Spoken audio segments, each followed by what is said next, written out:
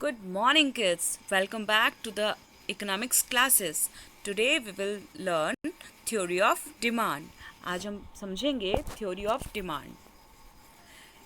The theory of demand says that effective demand which implies three things. किसी भी demand में तीन चीज़ें include होती हैं. Desire, means to purchase and unwillingness to use those means for that purchase. जो आप खरीद रहे हो उसको आप इस्तेमाल भी करोगे. मीन्स टू परचेस मीन्स कि वो जो आप खरीद रहे हो उसकी आपके लिए बहुत ज़रूरत है. और डिज़ायर इच्छा होना. Okay. Then, meaning of demand comes demand for the commodity implies that desire of the consumer to buy the product, his willingness to buy the product, and sufficient purchasing power in his possession to buy the product. It means सबसे पहले तो consumer की desire होनी चाहिए, फिर उसमें willingness होनी चाहिए कि वो उस प्रोडक्ट को खरीदेगा, और उसके पास परचेसिंग पावर होना चाहिए. इट मीन्स मनी होना चाहिए उसको परचेस करने का. इसलिए देखो, डिमांड कौन सी तीन चीज़ों को इंक्लूड कर रहा है? Desire, willingness and purchasing power. Now demand is of two kinds, individual demand and market demand. इस चैप्टर में हमको हमारे सिलेबस में इंडिविजुअल डिमांड है, तो हम लोग इंडिविजुअल डिमांड पढ़ेंगे. पर today I am going to explain you both. Individual demand refers to the individual point of view or from that family और household point of view. किसी एक इंडिविजुअल या तो कमोडिटी के बारे में या एक इंडिविजुअल हाउस होल्ड के रिगार्डिंग में जब हम पढ़ेंगे, डिमांड को समझेंगे, तो that will comes under the individual demand. लेकिन जब हम डिमांड को एज एग्रीगेट क्वांटिटीज़ के रूप में स्टडी करेंगे तो वो क्या हो जाएगा बच्चों? Market demand. Very good. But all these will be studied at a period of time. इन सब को हमको कब स्टडी करना है? एक पीरियड ऑफ टाइम में. Got it kids? Now the foremost point and the important point is the law of demand. Law of demand, there is a inverse relationship between price and the quantity demanded. Price में और quantity demanded में inverse relationship होता है. It means negative relationship होता है. Negative relationship मतलब अगर price बढ़ रही है तो क्वांटिटी डिमांडेड कम हो जाएगी, और अगर क्वांटिटी डिमांडेड बढ़ रही है, प्राइस अगर घट रही है तो क्वांटिटी डिमांडेड बढ़ जाएगी. इन्वर्स रिलेशनशिप शो करता है. So quantity demanded rises as price falls but other things remain constant. इसमें एक फंडा और भी है कि अदर थिंग्स रिमेन कांस्टेंट. बाकी जितनी भी चीज़ें हैं, जैसे कि इनकम, जैसे कि सब्स्टिट्यूट गुड्स, कॉम्प्लीमेंट्री गुड्स, ये सब चीज़ें क्या होनी चाहिए? कांस्टेंट होनी चाहिए. तो लॉ ऑफ डिमांड क्या कहता है? When the price goes up, quantity demanded goes down. When the price goes down, quantity demanded goes up. Isn't it kids? आया समझ में? बहुत ही ईजी है ना. तो इन्वर्स रिलेशनशिप है प्राइस में और क्वांटिटी डिमांडेड में. ये शेड्यूल है, ये इसको हम कहते हैं डिमांड शेड्यूल, जिसमें कि प्राइस ऑफ एप्पल शो हुआ है और उसके रेफरेंस में क्वांटिटी डिमांडेड शो हुई है. इट मीन्स जब एप्पल की प्राइस 100 रुपीज़ है तो क्वांटिटी डिमांडेड 200 रुपीज़ है, और जब एप्पल की प्राइस 90 हो गई है तो क्वांटिटी डिमांडेड 300 हो गया है. देन जैसे जैसे आप इसको नोटिस करोगे प्राइस कम होता जा रहा है, वैसे वैसे क्वांटिटी डिमांडेड जो है वो बढ़ती जा रही है. डिमांड एक अलग टर्म है. डिमांड ओवरऑल डिमांड को बोला जाता है, और क्वांटिटी डिमांडेड उस पर्टिकुलर प्राइस पे उस पर्टिकुलर कमोडिटी की प्राइस की क्वांटिटी कितनी है उसको हम लोग क्या कहते हैं? Quantity demanded. So is it clear to you all? Now see with the demand curve, it shows the inverse relationship. आप देख सकते हो जैसे P1 है उस वक्त क्वांटिटी डिमांडेड कितनी कम है. जैसे ही P2 आया है, प्राइस जैसे ही थोड़ी सी फॉल हुई तो क्वांटिटी डिमांडेड भी इंक्रीज हो गई. जैसे P3 पे प्राइस बहुत कम हो गया है तो क्वांटिटी डिमांडेड भी उसके साथ इंक्रीज हो गई. So that shows the inverse relationship. यहाँ पे प्राइस बढ़ रही है तो क्वांटिटी डिमांडेड भी श्रिंक हो गई है. जैसे पहले प्राइस 12 थी तो क्वांटिटी डिमांडेड ए तक था, ठीक है, और जैसे ही प्राइस 16 हुई वो श्रिंक होके पॉइंट बी पे आ गया है। तो इट मीन्स प्राइस बढ़ेगी या घटेगी, उसके साथ क्वांटिटी डिमांडेड भी बढ़ेगी और घटेगी। Got it kids? जो लॉ ऑफ डिमांड है वो जिन पे काम नहीं करता है। So your first point is conspicuous necessities. Necessities के कारण अगर बहुत ज़रूरत का सामान है तो उस पर लॉ ऑफ डिमांड काम नहीं करेगा। इन्फीरियर गुड्स, गिफन गुड्स पे काम नहीं करेगा। इनडिफरेंट गुड्स जो होते हैं उन पे भी जो लॉ ऑफ डिमांड है वो काम नहीं करता है। फ्यूचर एक्सपेक्टेशंस, अगर ये मान लिया गया है कि फ्यूचर में इस पर्टिकुलर प्रोडक्ट की प्राइस बढ़ने वाली है तो जल्दी से जल्दी ज़्यादा से ज़्यादा लोग परचेस कर लेते हैं। जैसे कि अभी अगर ये बोला जाए कि इन फ्यूचर ऑनियंस के प्राइस बढ़ने वाले हैं तो क्या करते हैं लोग, मैक्सिमम क्वांटिटी परचेस करके रख लेते हैं। तो ना तो उसकी प्राइस कम हुई है ना ज़्यादा हुई है, फिर भी उसकी क्वांटिटी डिमांडेड एकदम से बढ़ गई है। सो अगर फ्यूचर में ये एक्सपेक्ट किया जाता है कि उसकी प्राइस में शफल होने वाला है तो उसकी डिमांड भी उस पर वो लॉ ऑफ डिमांड काम नहीं करता है, एक्सेप्शंस हैं। Now change in fashion and taste, अगर सडनली फैशन बदल गया या चेंज टेस्ट हमारा बदल गया तो उस कंडीशन में भी लॉ ऑफ डिमांड काम नहीं करेगा। स्टेटस सिंबल, चिल्ड्रन बहुत सारी ऐसे गुड्स होते हैं जिसको कि हम स्टेटस मानते हैं। सपोज डायमंड है ना, या फिर एंटिक, लोगों को बहुत शौक होता है एंटिक प्रोडक्ट्स को परचेस करने का या ब्रांडेड गुड्स को परचेस करने का, तो उसका जितना प्राइस बढ़ेगा उसको उतना ही ज़्यादा लोग खरीदेंगे जो चीज़ों को स्टेटस सिंबल मानते हैं। सपोज आईफोन है ना, अभी आईफोन जो चल रहा है बहुत ज़्यादा, तो वो एक स्टेटस सिंबल बन गया लोगों के लिए।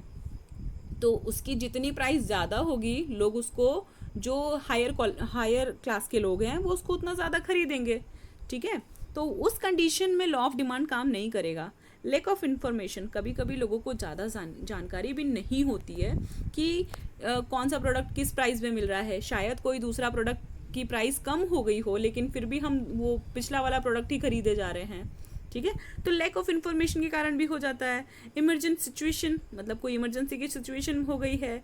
और कैरेक्टरिस्टिक्स ऑफ कंज्यूमर की जो क्वालिटी है या कैरेक्टरिस्टिक्स है ना, उस पर भी डिपेंड करता है ये लॉ ऑफ डिमांड। तो इन सब सिचुएशंस में लॉ ऑफ डिमांड काम नहीं करता है। Like these are the exceptions of law of demand. Got it kids? Now determinants of demand, demand को प्रभावित करने वाले कारण। डिमांड को ये सारे कारण हैं जो प्रभावित करते हैं। कौन कौन से? Price of a product. Price of a product क्या कि पर्टिकुलर अगर प्रोडक्ट की प्राइस बढ़ती है या घटती है तो उसके साथ साथ उसकी जो क्वांटिटी डिमांड है वो भी कम और ज़्यादा हो जाएगी। सेकेंड पॉइंट क्या है? Consumer income, consumers income.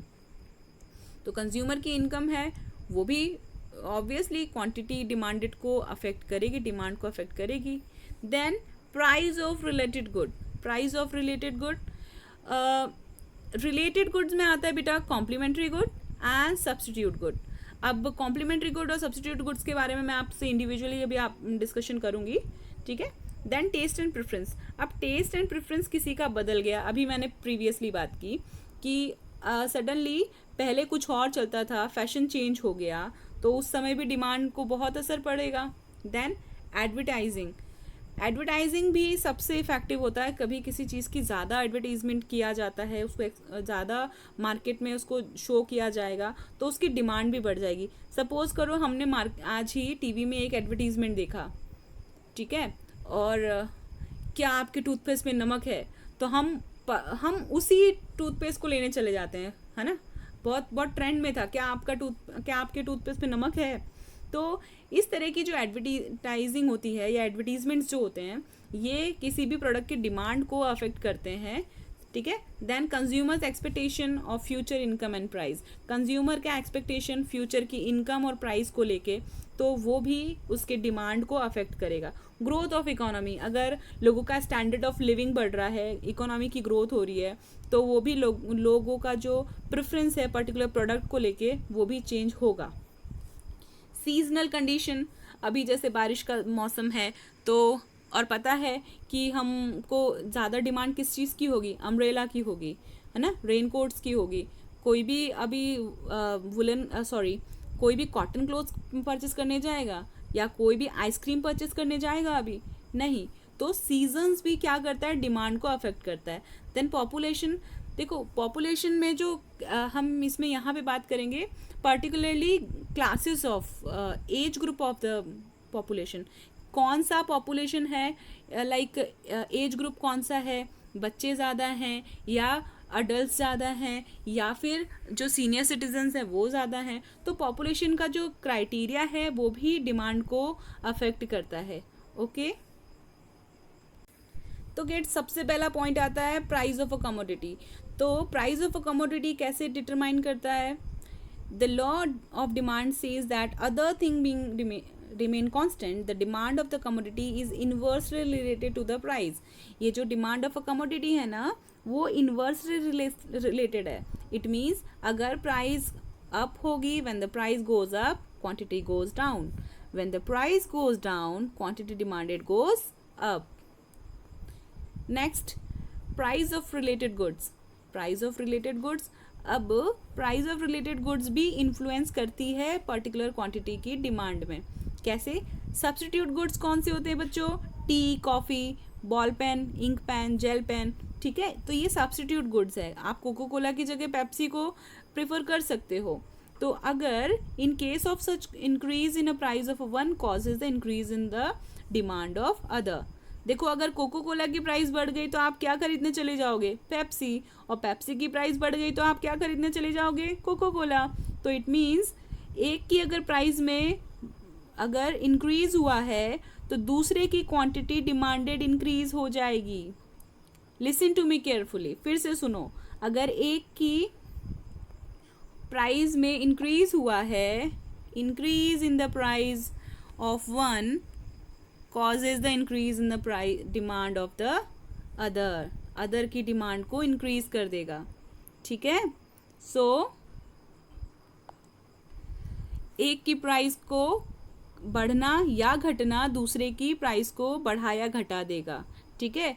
जैसे कि अगर बॉल पेन का प्राइस बढ़ गया तो आप क्या खरीदना शुरू कर दोगे, जेल पेन खरीदना शुरू कर दोगे, और जेल पेन का प्राइस बढ़ गया तो क्या खरीदोगे, बॉल पेन, ऑब्वियसली, ठीक है। तो इस तरीके से हम सब्स्टिट्यूट गुड्स के केस में गुड्स को यूज़ करना एक क्वांटिटी से दूसरी क्वांटिटी पे शिफ्ट हो जाते हैं। वैसे ही कॉम्प्लीमेंट्री गुड्स के में क्या होता है, पर पहले हमको देखना पड़ेगा कॉम्प्लीमेंट्री गुड्स क्या होते हैं।